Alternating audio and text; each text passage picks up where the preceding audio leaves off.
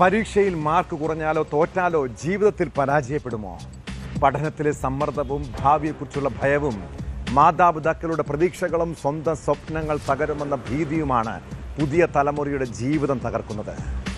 മക്കളെ, ഇവിടെ നിങ്ങൾ ഒരു കാര്യം ആലോചിക്കണം. മാർക്ക് കുറഞ്ഞാലും പരീക്ഷയിൽ തോറ്റാലും അവസരങ്ങൾ ഇനിയുമുണ്ട്. എറണാകുളം കോതമംഗലത്ത് എഞ്ചിനീയറിംഗ് വിദ്യാർത്ഥിയെ താമസ സ്ഥലത്ത് തൂങ്ങി മരിച്ച നിലയിൽ കണ്ടെത്തിയ സംഭവം ഈ സമൂഹം ചിന്തിക്കേണ്ടതാണ്. MA എഞ്ചിനീയറിംഗ് കോളേജിലെ 2ാം വർഷ BTech വിദ്യാർത്ഥിയാണ് മരിച്ചത്. ആത്മഹത്യയിലേക്ക് നയിച്ചത് കോളേജ് മാനേജ്മെന്റിന്റെ തെറ്റായ നടപടികളാണെന്ന് ആരോപിച്ച് വിദ്യാർത്ഥികൾ പ്രതിഷേധവുമായി രംഗത്തെത്തി.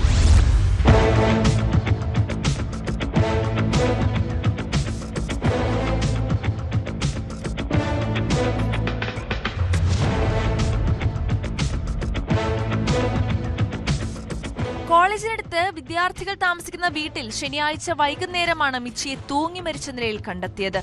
3 പേജ് വരുന്ന ഹിന്ദിയിലുള്ള ആത്മഹത്യാ കുറിപ്പ് മുറിയിൽ നിന്ന് കിട്ടി.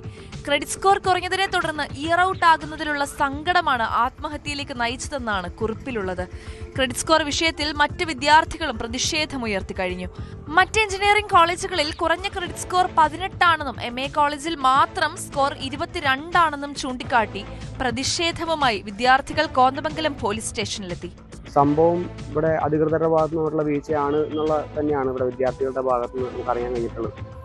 ഇതിനകത്ത് ഇതിനു മുമ്പ് നിരന്തരം ഈ ക്യാമ്പസുമായിട്ട് ബന്ധപ്പെട്ട് വലിയ വിഷയങ്ങൾ, ഇപ്പോൾ ക്രെഡിറ്റ് സിസ്റ്റമായിട്ട് ബന്ധപ്പെട്ടാണെങ്കിലും KTU അടക്കം 18 ക്രെഡിറ്റ് പോയിന്റ് പറയുമ്പോൾ ഇവിടെ ആദ്യം 32 ആയിരുന്നു ഇവിടെ പറഞ്ഞിട്ടുള്ളത്.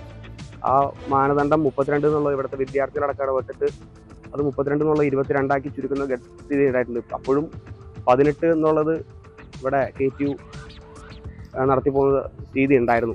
MA കോളേജ് ഓട്ടോണമസ് ആണെന്നും അക്കാഡമിക് കൗൺസിലാണ് ക്രെഡിറ്റ് സ്കോർ തീരുമാനിക്കുന്നതെന്നുമാണ് കോളേജ് അധികൃതർ നൽകുന്ന വിശദീകരണം.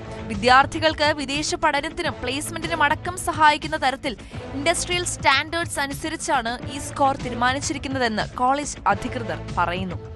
കാര്യങ്ങൾ അനുഭവപൂർവ്വം പരിഗണിക്കുന്നതായിരിക്കും. കൂടാതെ നമ്മൾ പറഞ്ഞേക്കുന്നത് സ്റ്റേ എക്സാമിന്റെ ഫീസ് കൂടുതലുള്ള ആ കാര്യവും അനുഭവപൂർവ്വം തന്നെ പരിഗണിക്കുന്നതായിരിക്കും. കൂടാതെ മാസത്തിലെ ഒരു പ്രാവശ്യം നമ്മൾ കൗൺസിലുമായിട്ട് ഒരു മീറ്റിംഗ് കൂടാനും തീരുമാനിച്ചിട്ടുണ്ട്. സാറേ, നമ്മളിപ്പോൾ പറയുന്ന കാര്യങ്ങളെല്ലാം തന്നെ അവർ അംഗീകരിച്ചിട്ടുണ്ട്. അത് ചെയ്യാനുള്ള കൗൺസിൽ ഈ ആഴ്ച തന്നെ കൂടുന്നതായിരിക്കും. ഞങ്ങൾ ചുമ്മാ അവർ പറഞ്ഞിട്ടില്ല. ഞാൻ അതിന് മുമ്പിട്ട് ഇറങ്ങിയ മനസ്സിലായോ? ഇന്നലെ നിങ്ങൾ ഞാനവിടെ മുമ്പിട്ട് ഇറങ്ങി. അപ്പം ഞാൻ പറയുന്നു ഉണ്ടാവും, ഇല്ലെങ്കിൽ ഇനിയും സമരം ഉണ്ടാവും ഉറപ്പ്. ഞാൻ ഒറ്റയ്ക്കെന്നാണ് പറഞ്ഞത്.